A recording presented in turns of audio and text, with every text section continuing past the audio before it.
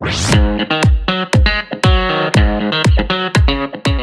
2025 World Championships in Kigali ended with a result that places Isaac del Toro among the great names of international cycling.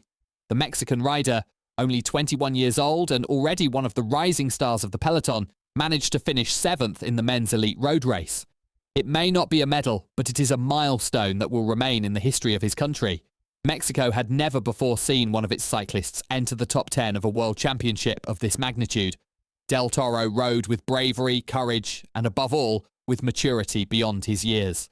He was part of the decisive move on Mount Kigali, where he rode alongside none other than Tadej Pogacar and Juan Ayuso.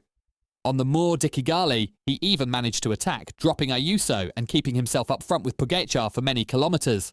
The Mexican's attitude was not that of someone who simply came to participate, but of a rider who already feels at home among the best. The race, 267.5 kilometres long with more than 5,000 metres of elevation, was brutal from start to finish. The African heat, the humidity and the altitude made the course even tougher. Yet Isaac del Toro resisted like a seasoned champion, showing that he is not just a promise, but a present reality for world cycling. Crossing the line in 7th place may not sound like a triumph, but when we consider that Pogacar took the rainbow jersey, Remco Evenepoel won silver, and Ben Healy took bronze, the Mexican's result is simply extraordinary. Kigali has placed him in the spotlight of the international peloton. The route of the 2025 World Championships in Kigali was nothing short of a monumental challenge, a true test of survival on the bike that from kilometre 1 demanded everything from the riders. With 267.5 kilometres of racing and a staggering 5,475 metres of elevation gain, this World Championships was unlike anything seen in recent years. Kigali offered no respite, no flat sections to recover, only climbs, descents, steep ramps and cobbled walls that drained morale and punished legs without mercy. Mount Kigali stood out as the great judge of the day. A demanding, treacherous ascent that arrived with 104 kilometres still to go, and yet it was there that Tadej Pogacar decided to launch the attack that defined the race. From that moment, the selection was merciless, leaving only the strongest riders standing, and Isaac del Toro proved he belonged among them. Then came the Mount Kigali, another decisive moment. A short but savage cobbled ramp, where many cracked and said goodbye to their chances. The Rwandan climate added a layer of suffering. At 1,500 metres above sea level, the lack of oxygen was palpable. Riders had to manage not only their physical reserves, but also their mental resistance. Some, like Julian Alaphilippe, could not endure the punishment and abandoned, proof of how brutal the Kigali course truly was. Isaac del Toro, at just 21 years of age, faced this with courage.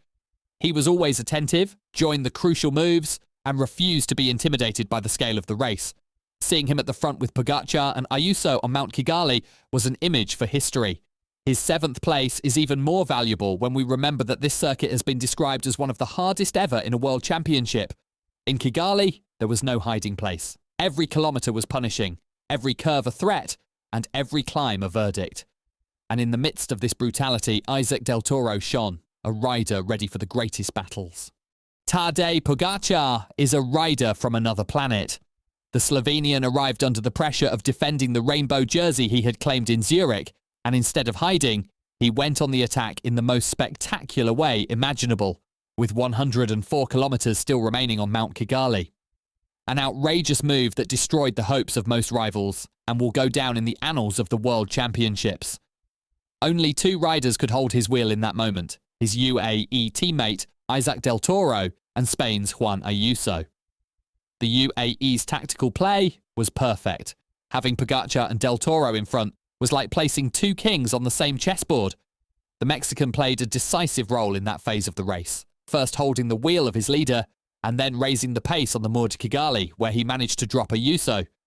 That left just Pogacar and del Toro ahead, 2 riders from the same trade team who, despite wearing different national jerseys here, showcased the strength of the Emirati structure. Pogacar, fully aware of his superiority, wasted no time in riding away alone with 64 kilometres to go. He did it with astonishing ease, as if the brutal course did not affect him at all. Behind, Remco Evenepoel tried to organise the chase, but the gap never truly closed. That image of Pogacar riding solo towards glory, with Evenepoel and company fighting for silver, will remain etched in cycling's collective memory. Meanwhile, Isaac del Toro showed remarkable maturity. Although he could not sustain Pogacar's infernal pace in the final stages, his effort to harden the race and remain in front until deep into the finale was crucial for the spectacle and confirmed his place among the world's elite. 7th overall, but leaving the impression that it is only a matter of time before he stands on a World Championship podium. The UAE Team Emirates, though its riders were representing national teams in Kigali, once again demonstrated that it is the most powerful structure in modern cycling. Pogacar and Isaac del Toro were central figures of the day, proof that the present and the future of the team are in safe hands. If anyone had the legs to challenge Tadej Pogacar in the 2025 Kigali World Championships, it was Remco Evenepoel. The Belgian had just been crowned time trial world champion for the 3rd year running and came into the road race determined to prove he could match Pogacar on every terrain. And although he could not quite catch him, his performance was nothing short of brilliant. When Pogacar attacked on Mount Kigali with 104 kilometres to go, Evenepoel tried to react but simply did not have the power to follow. From then on, his race became a relentless pursuit. Not on an aerodynamic TT bike this time, but on the rolling, punishing roads of Rwanda. He began to select a chasing group filled with top-class names: Tom Pidcock, Ben Healy, Matthias Skjelmose, and Jai Hindley. One by one, however, they fell away under the Belgians' furious tempo. Evenepoel never stopped pulling. By the penultimate lap, his group had been whittled down to just 3 riders: Remco himself, Ben Healy, and Skjelmose. The rest had all been dropped, unable to live with the sheer engine of the Belgian champion. Despite his huge effort, the gap to Pogacar remained around the 1-minute mark, proof that the Slovenian was on another level altogether. Still, Remco had the courage to attack again with 21 kilometres to go, securing the silver medal and underlining once more that he is one of the fiercest competitors in the peloton. He could not stop Pogacar from defending the rainbow jersey, but he ended the day with his head held high and another chapter added to his growing legend. The bronze medal went to Ben Healy, who clung on longer than Skjelmose and capitalised on the chase to claim his spot on the podium. The Irishman confirmed that his aggressive style can also bring results on cycling's biggest stage.